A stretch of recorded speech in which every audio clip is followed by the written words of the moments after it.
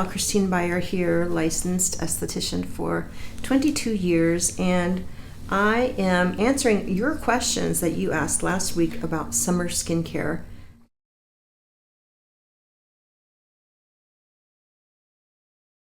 Okay, so I went ahead and took off the sunscreen, and now I'm just doing a little bit, adding some of my conductive gel and mask. This is the Hydra Lift.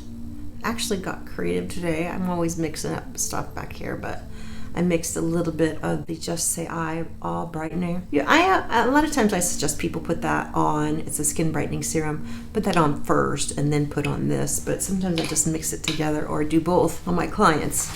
The Libby51 says, best way to remove a summer sunscreen and makeup. Also the best OTC removers as well. I would say use an exfoliating cleansers. Well, actually you could do a pre-cleanse. A lot of times I will use just my eye makeup remover because that gets under all sorts of grime and dirt and makeup. So I have a Let's Be Delicate eye makeup remover that gets rid of all sorts of that stuff. But in lieu of that, you would want to do like an oil-based cleanser first and then get up underneath all that with a regular cleanser. And my favorite cleanser for the summer is the Scrub Away the Day, and it has 3 different fruit acids in it and jojoba beads that sort of do a chemical and mechanical exfoliation, yet it only has a pH of 6. So it's still pretty gentle in the skin, but it gets them underneath all that gunk that we build up in the summer. I have tried OTC eye makeup removers and makeup removers, but to be honest, they've like either burnt my eyes or just been overall horrible experiences, or they've really dried me out. So there's not any that I could recommend, but I'm sure regular YouTubers who aren't like professional estheticians have a zillion options to choose from. So, but I'm sorry, I just can't recommend anything I've tried over the counter. So J. Edwards UK asks, hi, using microcurrent, can we work over the DAO without creating a downward turn mouth or without bulking that area up? So that DAO is right here. My thing with the DAO is that it gets so much exercise on the regular from clients, and I don't know, every time we make that, we are working the DAO. Anytime we make resting bitch face, we are working the DAO. And the DAO is the depressor anguli. This muscle that I was just talking about, constantly being contracted. So what we really need to think about is releasing it. And then you can go in with microcurrent, and I'll go straight up. I'll go like if I'm doing microcurrent, I will still be using moves that release that and sort of tonify it and retrain it to be longer, right? Because I want it to elongate. I don't want it to, torque down like it always is. And that's its natural position on people as they get older. So don't even worry about working that or holding for 24 seconds on that area. You really need to just be stretching it out, and you could like dust over it or go over it, but pulling it out in the action, right?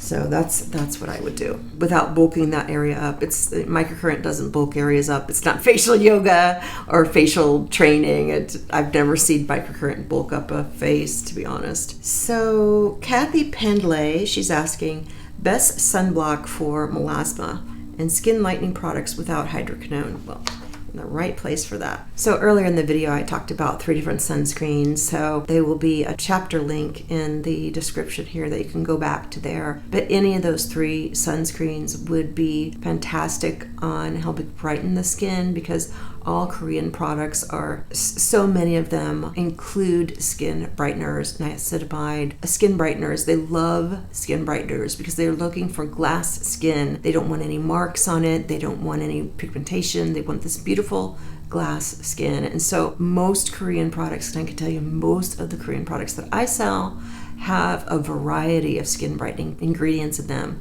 just as a rule, just as a hard, fast skincare rule, because that's the way they're made, right? Some unspoken rule in all Korean skincare, it must brighten, right? It's a no-brainer. So yeah, this is a cardinal rule of all Korean skincare, must brighten. So Kathy Pendlay, she's also asking about skin lightening products without hydroquinone.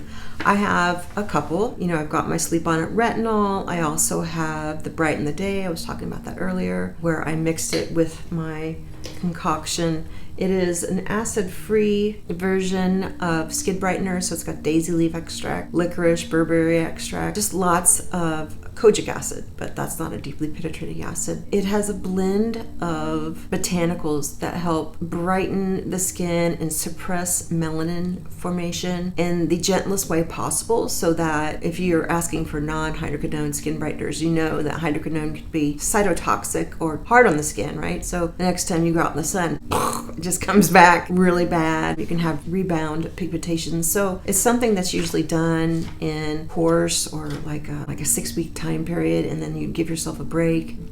All the skin brighteners I carry are hydroquinone free because I really think the skin should be coaxed into brightening itself at first. And then this is your maintenance plan, right? You could always do that series or that plan with the hydroquinone when summer's over, but then when you're in the rest period, you go on all these botanically based skin brighteners, so to give your skin a rest but not lose any of the effects. So that's your maintenance. I have other skin brighteners as well, but those are the two main things I think of. Also, I have a triple C, which has that wonderfully skin brightening magnesium ascorbyl phosphate in it. My triple C with gold is awesome for skin brightening. Gail Bennett, so we were asking about summer skincare problems, right? And Gail Bennett asks, well, she says she definitely has drier skin in the summer. So we go out in the sun. You're not going to stay in. It's the summer, right? You want to have some fun, enjoy the time with your friends, family. So you're going to be out in the sun, right? So this means masking. What I love to do, and I did a video on this about 2 weeks ago, I love to bring a sheet mask with me because they're portable, they're thin. Just put one into your suitcase quickly and away you go. You've got your skincare plan for post-sun exposure, right? So we definitely need just to be adding lots of hydration after the sun exposure. And then once you know you're not going to be in the sun for a few days or a week, whatever, you can start exfoliating off the damage a little bit, just light exfoliation and doing your sunscreen. So you go back into repair mode. So it's like, we go in the sun and then we repair, and we go in the sun, then we repair, and then we do the deeper repair work when the summer's over in September. Let's see, Aller Pops. I love that, Aller Pops. I think she's an esthetician because she asks, can I do contour massage on clients with facial filler? Yes, you could do facial contouring massage on people with facial filler. I feel facial filler all the time in clients' faces, and sometimes they won't tell me, but they're not kidding me, I just work around it. You don't want to go in there and start breaking it down with your fingers. Filler's not going to break down like with heat because most of it's made under high heat. But you could take the Anma and just scrape across it and start to break it down and help it be reabsorbed. I had PLLA injections, 2016, and the doctor swore to me up and down that I couldn't get that stuff to move. I laid on top of my, those little vibrator machines that you stand on top of, and they're supposed to help you with muscle tone and everything. It used to be all the rage. So I bought one off Amazon. One day I was done doing facials and my upper back hurt so bad. So I turned the thing on and I put my upper back on it, and I just vibrated the crap out of my upper back because it just felt good, right? And then I noticed the next week that my face looked less full, and I was kind of relieved and kind of horrified that I had knocked some of the PLLA out of my skin. And it was the injected kind, and it was so painful, and it was very expensive, but I did not like the way it made my lower face look. I thought I looked very chipmunky and kind of strange, but he had filled it here, and this looked good. My cheeks looked too big because I've never had smaller cheeks. I also had somebody ask me at the Esthetician live event in Montana a few weeks ago if I had filler in my cheeks. I'm like, no, this is all me. This is just these are my mom's cheeks, right? So I did not like the way it looked through here. I thought it made my cheeks look huge, and I thought that it made me look kind of chipmunky down here. But I did like the way it looked, it filled in my temples and this stuff. Yeah, as far as working around filler on clients, I think a regular massage is not going to work out PLLA, and then the harder type filler, the more viscous stuff they put around the mouth and these lines. If you just do sort of stretching moves rather than digging or the Anma, you'll be fine. Just sort of dust over the area. If I have a client who has some through here, I'll just do sort of stretching moves where I'm releasing that superficial fascia that tends to get stuck up around fillers, to be honest. But I will just not dig into the area. Just kind of use some common sense. Don't dig into the area. Don't use the Onma over it. And don't lay on top of a vibrating platform like I did. Although that is with polylactic acid, because that works differently than a filler. It just works differently. It's more free form and liquid. If you don't do anything to your face, it stays in there for a couple years. Pops also is asking about how to do facial massage with nose piercings and all facial piercings. And so you're just going to have to work around it, because I don't know, the majority of my clients, I have less clients in Indiana with nose piercings than I had in Texas or Miami, but for some reason that nose piercing is usually really hard to get out for some people, so I will work around it. It just depends on, if it's the eyebrow or whatever, wherever they have the piercings. If they can take it out, that would be optimal. If they can't, then you're just going to have to work around it. And the stretching moves, like I was talking about, sort of the torqued, so you do a little twist. That helps remove the superficial fascia.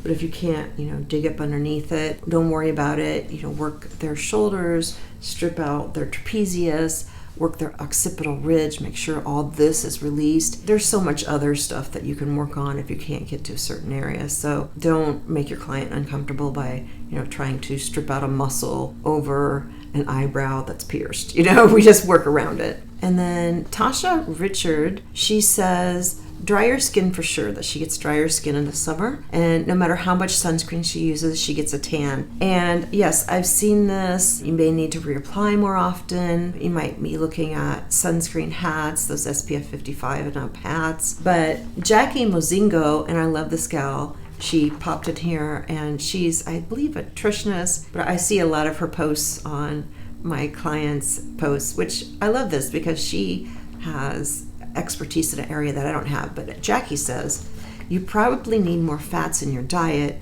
Omega-3, such as cod liver oil, will help. But eat good animal fats and you will see that you will burn way less. I think that's an interesting point of view. And so thank you, Jackie, for leaving that comment, because that's really not my area of expertise. Anyway, thanks for watching. Talk to you soon. Bye now.